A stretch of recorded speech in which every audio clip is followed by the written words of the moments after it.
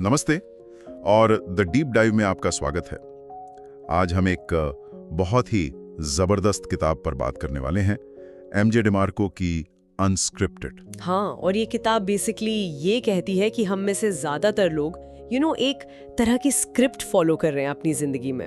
एक ऐसी स्क्रिप्ट जो हमने लिखी भी नहीं है। बिल्कुल, जिसे सोसाइटी ने, कल्चर ने और जो कन्वेंशनल विजडम है उसने हमारे लिए लिख दिया है। तो आज का मिशन है इस स्क्रिप्ट के पर्देफाश करना। हाँ, हम इस किताब के पहले 20 चैप्टर्स के कोर आइडियाज को समझने की कोशिश करेंगे। तो चलिए, इस सफर में हमारा गाइड होगा जेफ ट्रॉटमैन, जो किताब का एक कैरेक्टर है और इस स्क्रिप्टेड लाइफ में मतलब पूरी तरह से फंसा हुआ है। तो जेफ की कहानी से ही शुरू करते हैं। Okay, let's unpack this. तो जेफ 27 साल का एक अकाउंटेंट है।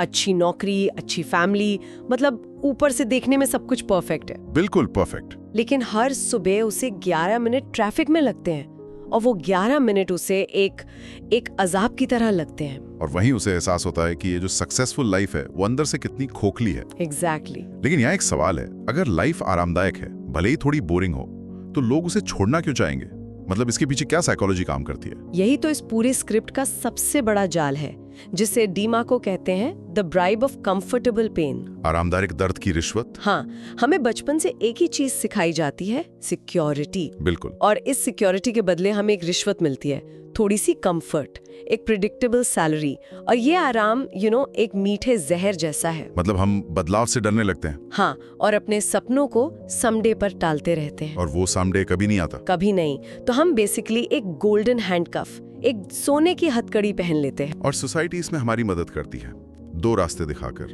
जिन्हें किताब में द हनी पॉट्स कहा गया है। हाँ, पहला हनी पॉट है कंज्यूमरिज्म। नया फोन, नई गाड़ी खरीदो और खुश रहो। हाँ, एक टेम्पररी खुशी। और दूसरा हनी पॉट है एक्सट्रीम सेविंग, मतलब अपनी पूरी जवानी सिर्फ बुढ़ापे के लिए पैसे बचाने में निकाल दो। तो दोनों ही रास्तों में आपका सबसे कीमती एसेट यानी टाइम, वो तो बर्बाद हो रहा है। बिल्कुल। ऑथर इसे कहते हैं डेथ बाय 1000 पेनीज। आप 5 दिन काम करते हैं 2 दिन की आजादी के लिए। ये तो सीधा सीधा टाइम का एक घाटे का सौदा हुआ। तो इस आरामदायक दर्द और मीडियोक्रिटी के चक्रव्यूह से निकलने का कोई ट्रिगर पॉइंट तो होगा। हाँ, वो ट्रिगर है एक FTE। FTE? Fuck this event. अच्छा। मतलब लाइफ का एक ऐसा बड़ा झटका जो आपके सारे इल्यूजन, सारे वहम तोड़ देता है। जैसे जेफ की लाइफ में होता है।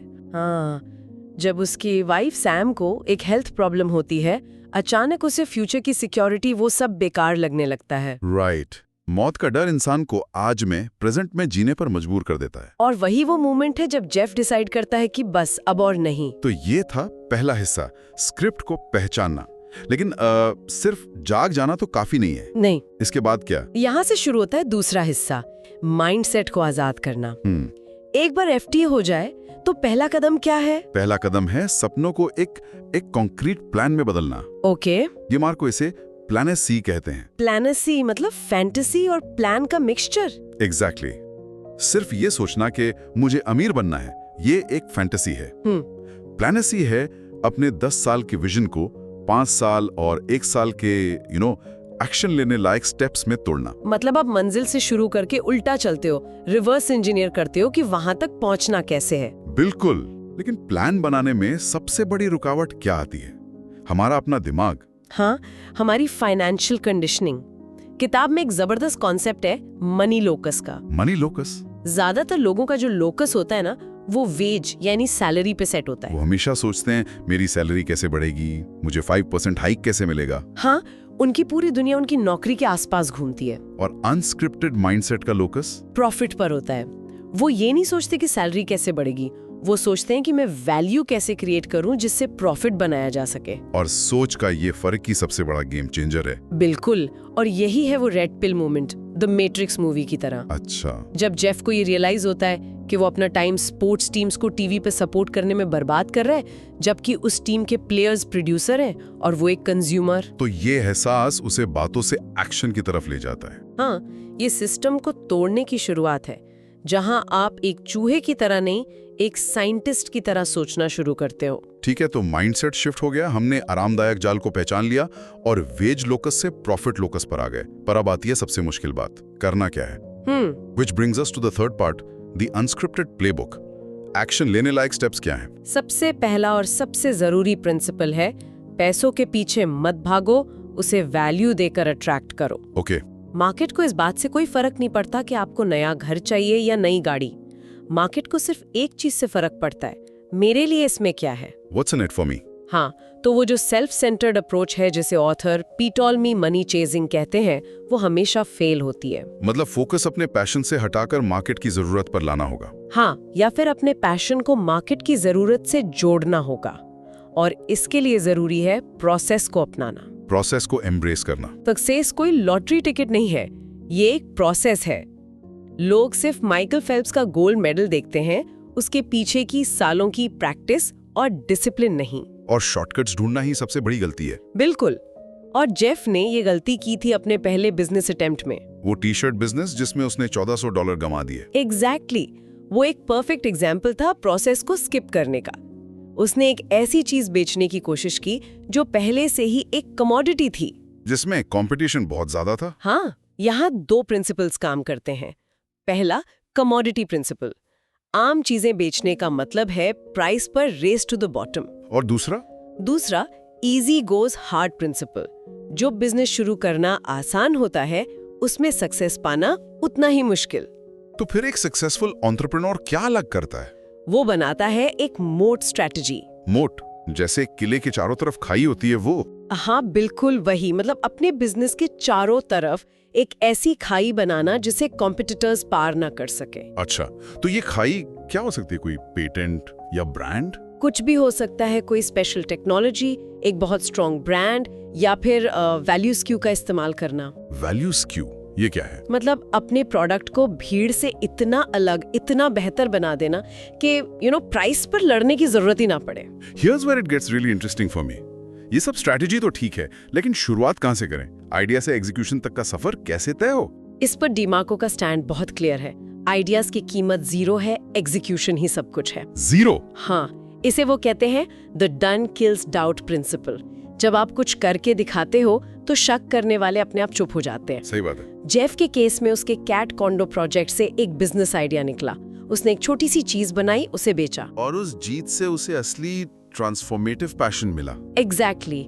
पैशन वो चीज नहीं जो आप ढूंढते हैं, ये वो चीज है जो आप मेहनत और रिजल्ट के पॉजिटिव फीडबैक लूप से बनाते हैं। और इस सफर में वो फेज भी तो आता होगा ना, जब सब कुछ छोड़ने का मन करता है, जब रिजल्ट्स नहीं दिखते। जरूर आता है। उसे ऑथर कहते हैं द डेजर्ट ऑफ डिजर्शन। हर एंटरप्रेन्योर की लाइफ में ये रेगिस्तान आता है, और इसे पार करना ही असली जीत है। हाँ, और इसे पार करने का तरीका है प्रोबेबिलिटी हैकिंग।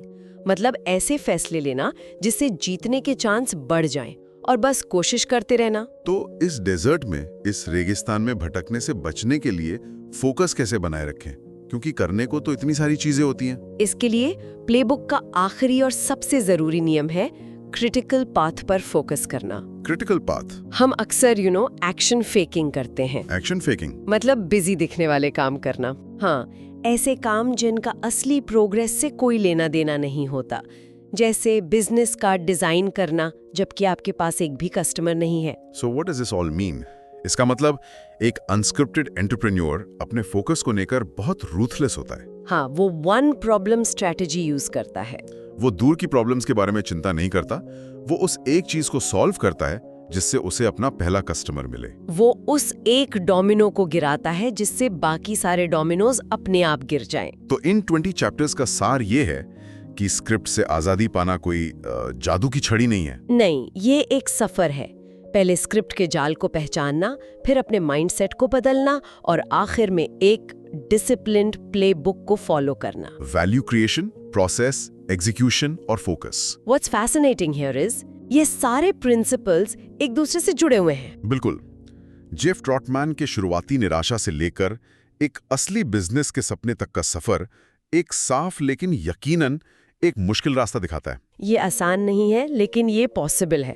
तो हम अपने लिसनर्स के लिए एक सवाल छोड़ना चाहते हैं जिसमें वो सोचिए कि आपकी अपनी जिंदगी की कहानी में वो कौन सी आरामदायक जंजीरें हैं जो आपको उसी जगह पे रोके हुए हैं। और आपका वो फक दिस इवेंट क्या होगा? वो एक झटका जो आपको अपनी कहानी फिर से लिखने पर मजबूर कर देगा।